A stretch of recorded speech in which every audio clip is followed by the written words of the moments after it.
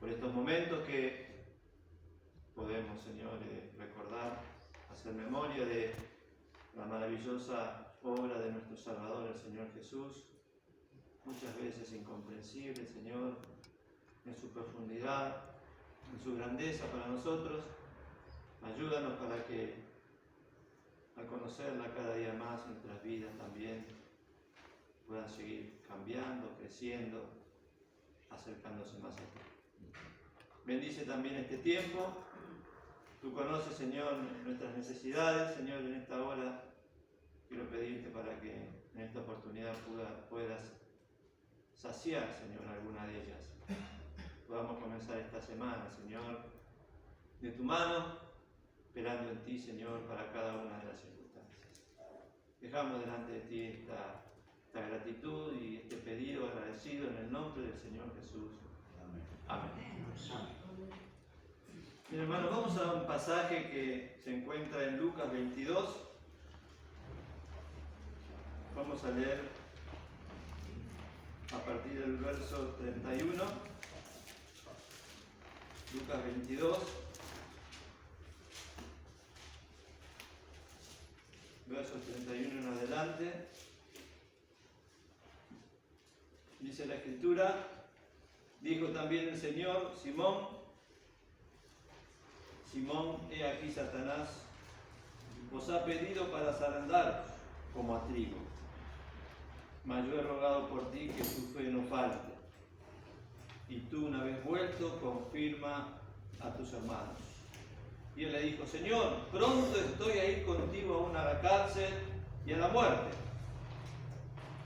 Y él dijo: Pedro, te digo que el gallo no cantará hoy antes que tú me niegues 3 veces que me conoces. El siguiente pasaje está en Mateo 18, también muy conocido, el pasaje del fariseo y el publicano. Dice la Escritura, Mateo 18, a partir del verso 9.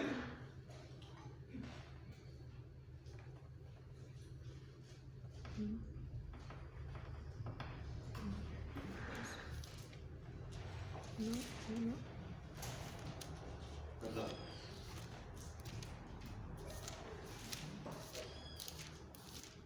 Bueno, recuerdan la experiencia del fariseo y el publicano cuando el Señor comenzó a decirle una parábola a unos que confiaban de sí como que eran justos.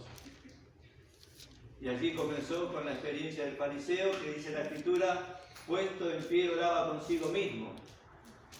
Y oraba y él compartía con los demás en esa oración lo bueno que era, que daba el diezmo de todo lo que poseía, y terminaba el pasaje diciendo que no era como ese publicano que estaba allí. Y el Señor dijo: el que se humilla será exaltado, y el que se exalta será humillado. Y luego allí en Lucas capítulo 9 vemos una experiencia también a partir del verso 52. Dice la Escritura: y envió mensajeros delante de sí, los cuales fueron y entraron en la ciudad de los samaritanos para prevenirle. Mas no le recibieron, porque era su traza ir a Jerusalén. Y viendo esto sus discípulos, Jacobo y Juan, dijeron: Señor, ¿quieres que mandemos que descienda fuego del cielo y los consuma, como hizo Elías? Entonces, volviéndose a él, los reprendió diciendo: vosotros no sabéis de qué espíritu sois. 3 pasajes muy conocidos que tienen algo en común, y es el tema que yo quiero compartir en esta mañana con ustedes. Ninguno de estos personajes que mencioné se conocía a sí mismo. Por un lado Pedro, luego que el Señor le dijo que Satanás lo iba a zarandear y que iba a orar por su fe, le dijo: Señor, no solo estoy dispuesto a ir contigo a la cárcel, sino a la muerte. ¿Qué pasó? Cuando sucedió lo que el Señor le había dicho, que el gallo iba a cantar, dice que el Señor lo miró a Pedro y Pedro salió y lloró amargamente. Pedro no se conocía a sí mismo. Por eso expresó lo que expresó, que él estaba dispuesto a dar todo por el Señor. El fariseo también no se conocía. Hablaba de lo bueno que era. Esa oración era consigo mismo, dice la Escritura, una oración que no llegaba a la presencia de Dios, por su orgullo, por su autosuficiencia. Tampoco el fariseo se conocía a sí mismo y aún despreciaba a este publicano. Jacobo y Juan, cuando pidieron al Señor Jesús que si podían hacer que descienda fuego del cielo, tampoco se conocía porque el Señor le dijo, no sabéis de qué espíritu sois. El Señor no había venido a perder a las almas. El Señor dijo posteriormente que Él había venido pero a salvarlas. Qué importante es el conocimiento propio, el conocerse. Es imposible servir a Dios si no nos conocemos. Es imposible progresar en la vida cristiana si nosotros no nos conocemos. Puede muchas veces pasar años y entramos en una meseta donde no hay cambios palpables. El apóstol Pablo dice en Efesios capítulo 5, verso 15, mirad pues con diligencia como andéis, no como necios, mas como sabios. Es vital. No tanto lo que pensamos nosotros de nosotros mismos, ni aún lo que piensan los hermanos. Porque ninguno de ellos ve todo el panorama, no ve los rincones más recónditos de nuestro corazón. La regla que pueden ofrecernos ellos es limitada. Por eso, a veces, como decía, transcurren los años y continuamos con nuestra autosuficiencia, nuestro orgullo. Somos tercos y muchas veces engreídos en la vida cristiana. Lo más triste es que, siendo todo eso, no nos damos cuenta. Vamos por la vida cristiana y no nos damos cuenta. También, muchas veces, sí, avanzamos en todo el conocimiento del vocabulario cristiano y tenemos hermosas palabras. Y almacenamos un gran conocimiento bíblico de estar expuestos a la palabra de Dios, de leerla muchas veces en nuestros hogares, pero palabra que poca experiencia es en nuestra vida. Muchas veces un conocimiento puramente intelectual. Una de las partes más esenciales de la vida cristiana es juzgarse a sí mismo. Pero el tema es, ¿cómo se hace esto? En el mundo se utiliza lo que se llama la introspección.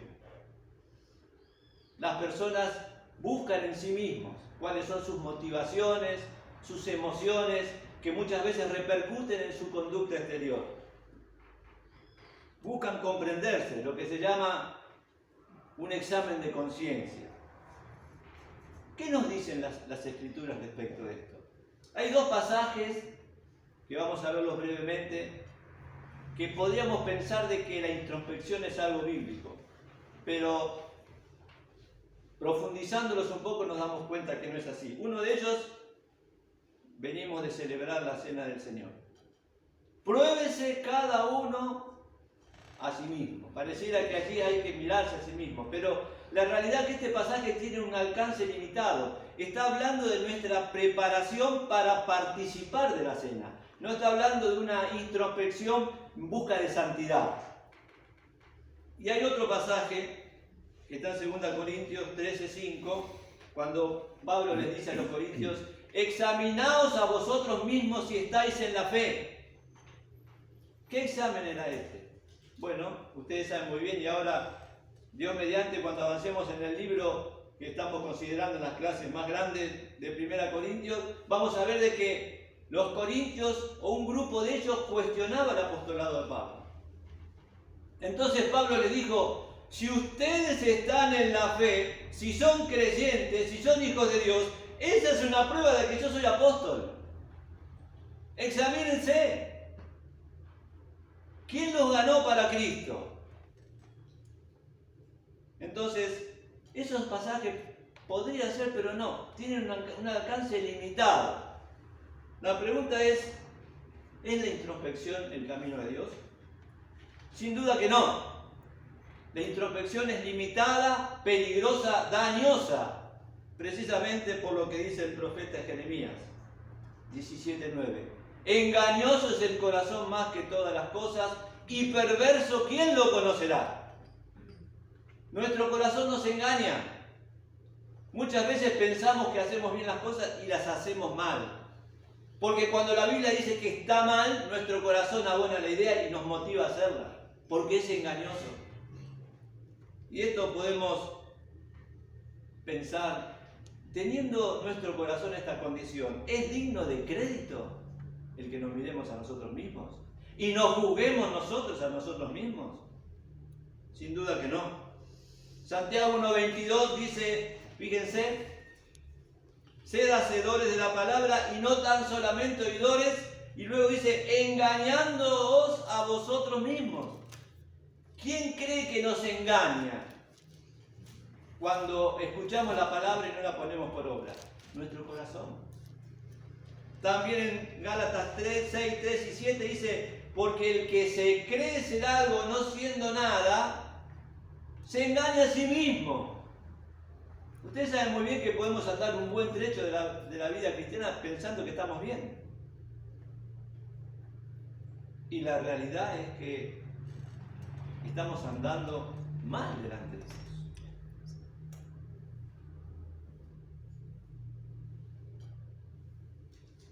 Pablo nos muestra el camino para que podamos conocernos. Fíjense que allí, si me acompañan, ante los cuestionamientos en 1 Corintios, capítulo 4, del cual era objeto de parte de los Corintios, 1 Corintios 4, a partir del verso 3, dice, yo en muy poco tengo el ser juzgado de vosotros, o de juicio humano, y ni aún yo me juzgo, porque aunque de nada tengo mala conciencia, no por eso soy justificado, mas el que me juzga, el Señor es. ¿Qué estaba diciendo Pablo? Hermanos, yo soy responsable delante del Señor. El juicio de ustedes no es el más importante para mí. El Señor es el que me juzga y delante de Él estoy. Ni aún yo mismo, siendo que no hay nada en mi conciencia que me remuerda respecto de algún cambio que tengo que hacer, ni aún yo mismo me juzgo, porque aún mi juicio puede ser limitado. El Señor es el que me juzga. Dice el Señor, un poquito más adelante, verso 5, aclarará lo oculto de las tinieblas y manifestará los intentos de los corazones. Él ve eso. Es el único que tiene todo el cuadro completo. Él ve hasta las profundidades de nuestra vida. Él sí es digno de crédito. Entonces, si la Biblia no aboga por esto de analizarnos a nosotros mismos, precisamente por nuestra constitución interior, nuestro corazón engañoso, perverso, ¿cuál es el camino? Podemos decir que la respuesta está en el Salmo 26.2 y el Salmo 139, 23 y 24. Salmo 26.2 dice, escudriñame, oh Jehová, y pruébame, y examina mis íntimos pensamientos y mi corazón. ¿Queremos conocernos a nosotros mismos para darnos cuenta qué cosas hay que cambiar? ¿O pensamos seguir el camino como está, indiferente ante esas necesidades? Salmo 139, 23 y 24 dice, mírame, oh Dios, conoce mi corazón, pruébame y conoce mis pensamientos. Y dice, y ve si hay en mí camino de perversidad. Creo que este es el camino de Dios para conocernos. Permitir que Él vea En primer lugar, la mirada y solo la mirada de Dios sacará a luz nuestra verdadera condición. Todo lo demás se queda corto. Todo lo demás puede engañarnos. Solo Dios y su mirada profunda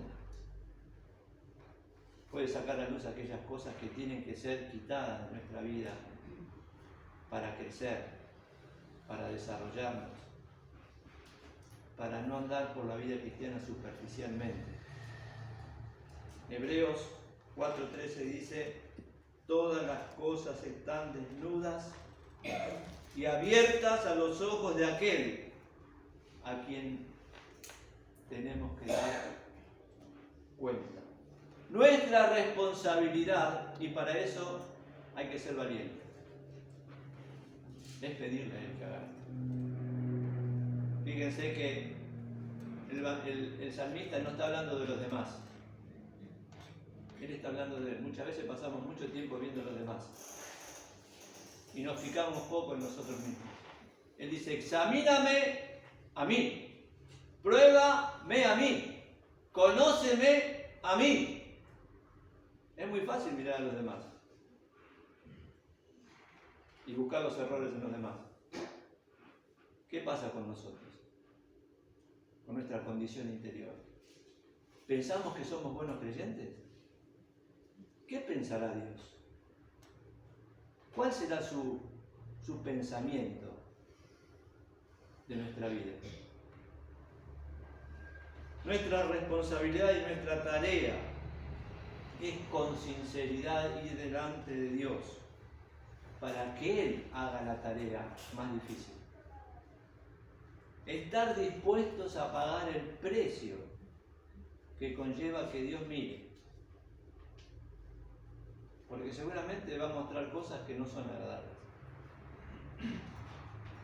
Y para eso hay que estar dispuestos a corregir, porque cuando Dios ve y nosotros vemos porque Él ve, ya no hay vuelta atrás. Hay que hacer algo. Con lo que Dios nos ha mostrado tenemos que hacer algo. Tenemos que dejar de lado, como yo decía, nuestra autosuficiencia y nuestro orgullo. Y con dolor, muchas veces, quitar de nuestra vida aquellas cosas que la están afectando en gran manera. Hay un versículo que vez pasada mencionó Juan Manuel, el Salmo 36:9, que es muy interesante. En tu luz veremos la luz. El método de Dios va por ahí. La luz es lo que permite que nosotros nos conozcamos, pero la luz de Él, una luz plena, una luz profunda. Efesios 5:13 dice: todas las cosas, cuando son puestas en evidencia por la luz, son hechas manifiestas, porque la luz es lo que manifiesta todo. ¿Estaremos dispuestos a enfrentarnos con la luz de Dios? ¿O nos conformaremos a lo que hemos llegado? Sin duda que Dios tiene mucho más para cada uno de nosotros. ¿Por qué hay hermanos que progresan rápido y otros permanecen en sus errores? Y pasan años de vida cristiana y siguen con lo mismo. La luz tiene una característica. En Mateo 6:22, quiero terminar con este pasaje, encontramos cuál es la característica de la luz que nosotros tenemos que considerar, porque de hecho entiendo que todos queremos aprovecharnos de esa luz que Dios tiene para nosotros.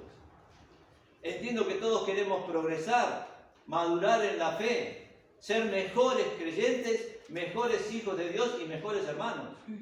Allí en Lucas 6:22 dice la Escritura: la lámpara del cuerpo es el ojo. Así que si tu ojo fuere sincero, todo tu cuerpo será luminoso. Mas si tu ojo fuere malo, todo tu cuerpo será tenebroso. Así que si la lumbre que hay en ti son tinieblas, ¿cuántas serán las mismas tinieblas? ninguno puede servir a dos señores, porque aborrecerá al uno y amará al otro. O se llegará al uno y menospreciará al otro. No podéis servir a Dios y a Mamón. La característica de la luz. Acá dice que el ojo es la lámpara del cuerpo, es decir, por donde penetra la luz.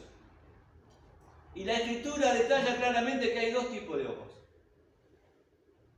La característica de la luz es que penetra donde hay una apertura. Si nosotros hoy cerráramos el templo totalmente, evidentemente vamos a estar en oscuras. Cuantas más ventanas haya o tenga el templo, más luz ha de entrar del exterior. La vida cristiana es así. Necesitamos como hijos de Dios abrirnos a Dios. Y acá fíjense que dice que hay un ojo que es sincero. Un ojo que es sencillo, franco, por el que penetra Dios. Este ojo está abierto a Dios. Está dispuesto a que Dios vea. Por eso la luz entra y el cuerpo se transforma en un cuerpo luminoso. Ese ojo permite que podamos corregir un montón de cosas que nosotros no estamos viendo. Y como decía, se nos han pegado con la vida cristiana y las llevamos durante años, pero cuando Dios la ve y penetra su luz, las cosas comienzan a cambiar. Porque ya comenzamos a verla, no como la ven los hermanos, no como las veo yo, sino como las ve Dios mismo.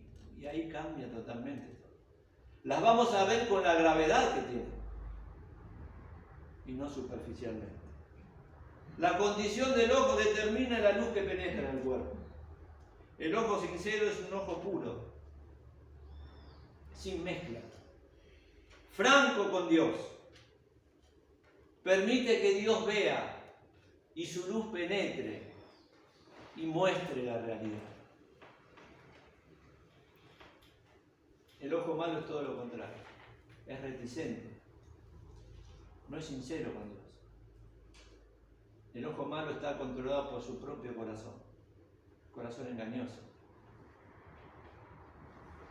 cuyos cambios se transcurre el tiempo y no se realizan, porque ese ojo está dependiendo de algo que es engañoso y perverso. Este pasaje de Mateo 6 enfatiza no la falta de luz, porque Dios tiene toda la luz, siempre la tuvo y la tendrá, sino la falta de receptividad a la luz. Queremos ser creyentes maduros, queremos ser creyentes de bendición, creyentes que puedan apostar a más, porque el Señor sin duda tiene muchas cosas para la iglesia, y la iglesia es la suma de los creyentes que la componen. Tenemos que abrirnos a Dios y estar dispuestos a pagar el precio de los cambios que Dios espera que hagamos. Fíjense que es llamativo que el verso 24 dice: no podéis servir a dos señores. Un ojo sincero es un ojo consagrado a un Señor. No tiene varios. Ama a un Señor solo. Por eso que ese Señor es el que le da la luz y puede andar creciendo en la vida cristiana. Cuando el señorío en la vida del creyente está cuestionado, el ojo también se cierra y no permite que la luz entre.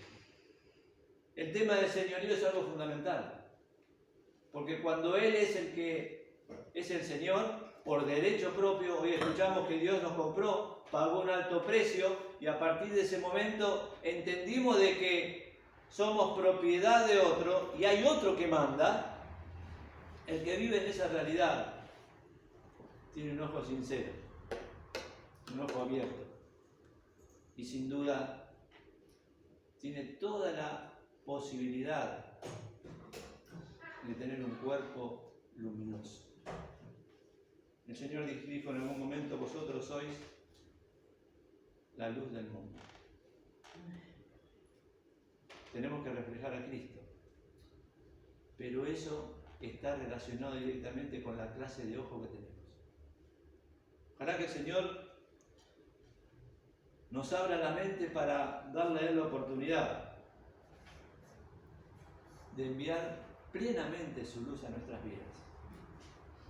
Y que nosotros, como hijos obedientes y conscientes de que tenemos camino por delante y Dios tiene que hacer cosas todavía en nuestra vida, abramos nuestros ojos totalmente a Él, para que su luz penetre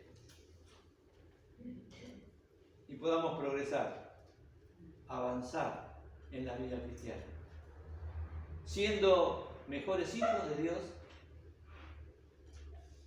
siendo mejores hermanos. Y sin duda que la bendición va a redundar para la iglesia toda. La vida cristiana demanda pagar precios. Uno de los más importantes es el permitir que Dios vea nuestra realidad. Es la gran esperanza que tenemos. Si confiamos en nuestro corazón, vamos a quedarnos tranquilos como estamos. Vamos a pensar que hemos llegado a lo máximo. Pero Dios tiene un panorama y un pensamiento completamente distinto. Que el Señor nos ayude para entrar en esta actitud que cada uno como hijos de Dios debemos tener. Y como el salmista, con sinceridad, decirle a Dios, examíname, pruébame, conoce mi corazón. Que el Señor nos ayude y nos dé la gracia para hacerlo.